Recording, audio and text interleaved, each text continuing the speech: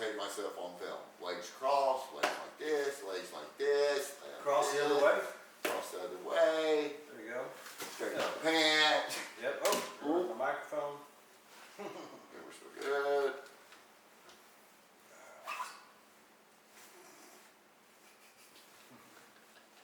You got it. So I'll just ask you some of the questions that I already showed you. Correct. I'll just go through those really quickly. Look at him. Okay. There you go. So, perfect.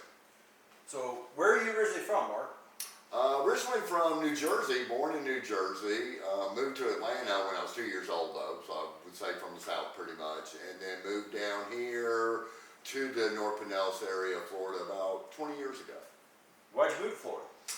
Actually, I knew I'd always want to move to Florida.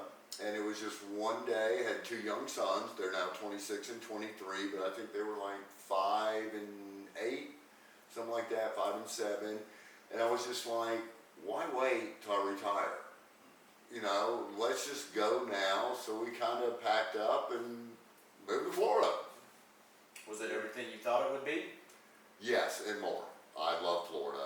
We were just up in Atlanta recently, and for years, it just hadn't been home when we go up there and visit friends still. So what do you think makes you an expert in real estate? Basically, I started off in real estate. I tell people that I have always one form or another been in real estate all my life. In my late teens, me and some buddies got a framing crew together in Atlanta, and we built new home. We basically ended up doing siding and cornice, so the outside siding and the cornice. And then from there, we did decks, and then from there, I started redoing homes for rental companies. You know, going in and redoing them between rentals because it was just a natural thing. I had a friend that had rentals. Then started actually redoing for VA, Fannie Mae, Freddie Mac, REOs, renovating the homes when the banks used to renovate them more when they come back in foreclosure.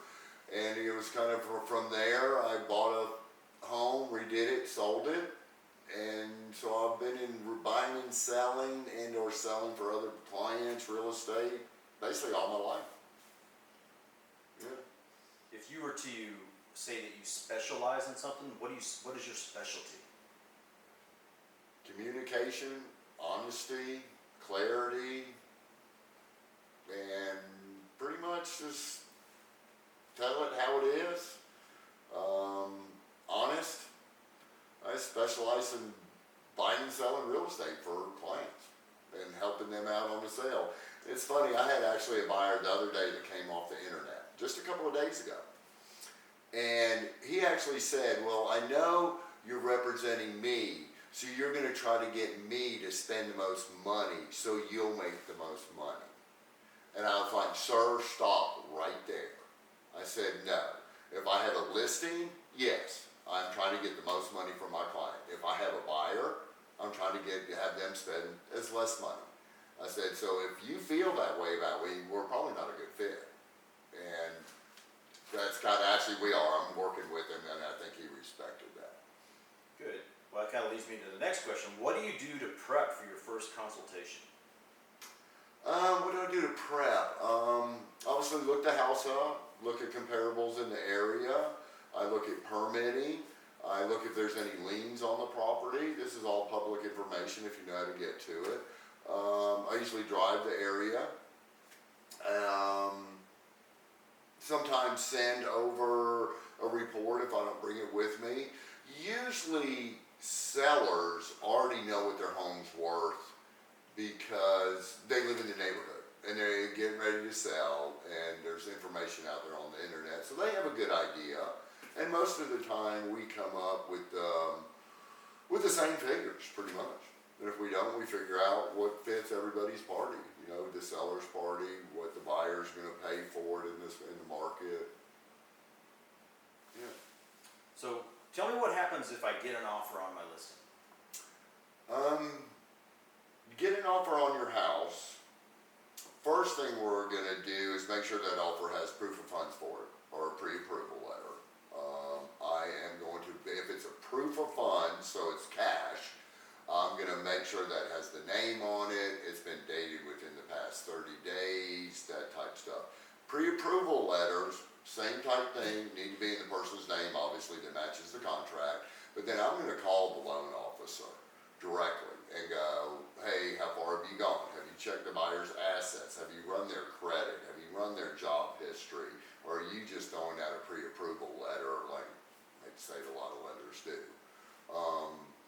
So then at that point, it would be then calling the seller and discussing that offer. You know, what goes into play on that? How long has it been on the market? Is it over full price? Is it cash? What's the inspection period? Or have the buyer seen the home? Numerous different things that go into play for that offer to even be considered. Do you specialize in a certain area or a certain market? I would say I do. I personally live in Oldsmar, Florida, which is very top of Bay, in Tampa Bay. So within about a half an hour. So basically Pinellas County, I would say West Hillsborough, and some South Pasco. I actually also do some commercial. I do some commercial deals, multifamily for investors, and of course regular homeowners too. So well diversified, and like I say, with being in the real estate market one way or another, basically my whole life, it comes easy to me. I don't know if I like saying that, but. Gotcha. All right, last question, two-part question. Feel free to be cheeky if you want to. What tips would you give me as a buyer, and what tips would you give me as a seller? Tips as a buyer, first of all, in this market here in Tampa Bay, need to be pre-qualified or have your funds together before you even start looking. Because you're gonna find that home that really might fit, and you're not gonna be ready and it'll be gone. It's research, you know, we'll do research together. But if you see something that I haven't shown you, I'll look it up and we'll discuss it. And a lot of things now are, is it in a flood zone? Okay? Do you wanna live in a flood zone and not be by the water? Flood insurance is going up here in Florida and it probably will continue to. So that type of thing is really kind of your wish list as a buyer, and we'll try to hit that. As a seller, it's more of, you know, what's your time frame, I guess, you know, what's your time frame? Is your house ready to sell? What are repairs?